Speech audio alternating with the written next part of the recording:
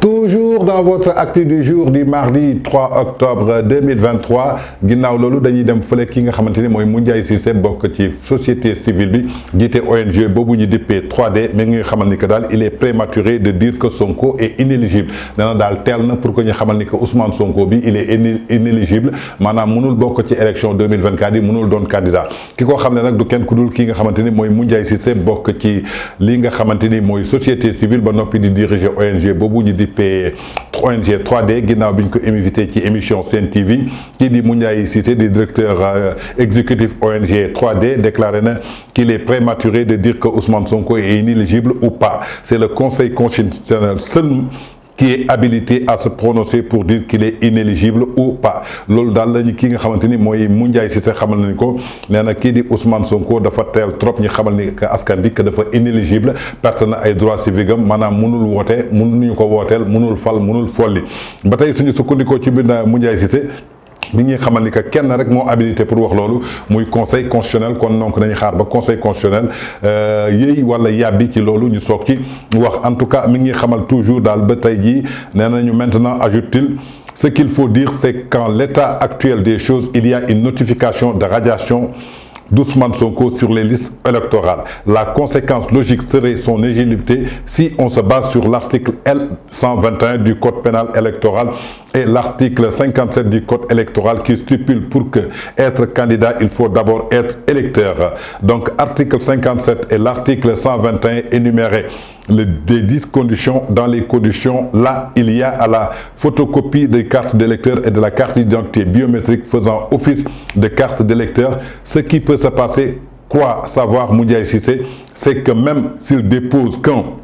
candidat fasse un recours pour montrer qu'il n'est plus sur les listes électorales, c'est ça qui peut se passer. Selon le directeur exécutif de l'ONG 3G, il y a aussi la question de son casier judiciaire et autres, mais ce qui est plus fondamental, c'est quand il dépose, il peut passer le parrainage parce qu'au niveau du parrainage, ce que le conseil cherche, c'est de voir s'il y a de nombre de parrains requis. La preuve, Khalifa Sall avait en 2019 dépassé le cap de parrainage, de même que Karim Wade, il avait réussi le parrainage, mais après les parrainages, on prend les candidats qui ont été réussis cette épreuve. Là, on statuait sur les autres conditions pour le cas d'Ousmane Sonko. S'il est parrainé, il peut bien passer, c'est évidemment, mais par une partie ou une autre que le PASTEF a été dissous. Maintenant, précise Moundiaye Cissé, c'est au niveau des autres conditions que le problème pourrait se poser parce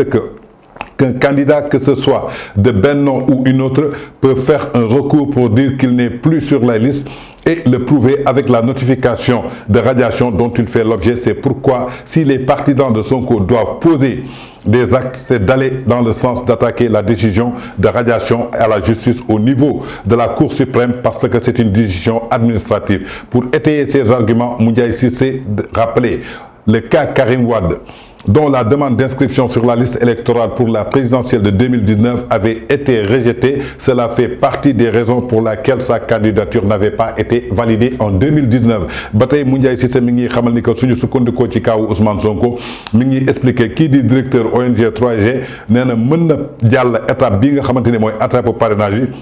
mais su ko jàllee ba pare dafa am benn décision boo xamante ni décision de radiation la boo xamante ni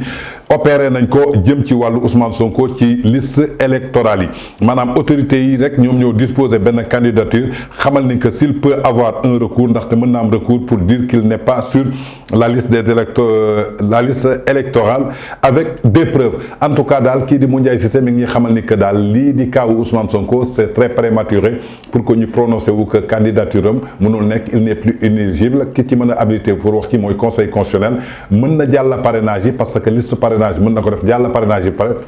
su jàllee parrainage yi mais au niveau du conseil constitutionnel ñoom ñooy statué wu par rapport ak notification bi nga xamante ni déposé nañ ko maanaam muy radiation ci liste électorale yi maanaam nekkuti ci mën nañu sukkandiku ci loolu ba tey jii nee na beneen parti sax boo xamante ni jàll na ko ci mel ne Benno wala beneen parti mën nañ def recours xamal nañ ko Ousmane Sonko mi dañ ko raje ci liste électorale yi notification bi koy prouvé mi nga ni loolu mën na ko ci génnee cité na ci ñaari cas muy kaawu Karim Wade ak ki nga xamante ni mooy Khalifa Sall 2019 bi ñu demee ci parrainage yi ñoom ñaar ñëpp jàll nañu si parrainage parrainage mais ba ñu demee ba ca conseil constitutionnel kenn validé wul seen candidature parce que dañu sukkandiku ci article yi nga xamante ni mooy L57 bi nga xamante ni permettre leen en tout cas loolu la Moundiaye Cissé yëkkati ci candidature ki nga xamante ni mooy Ousmane Sonko.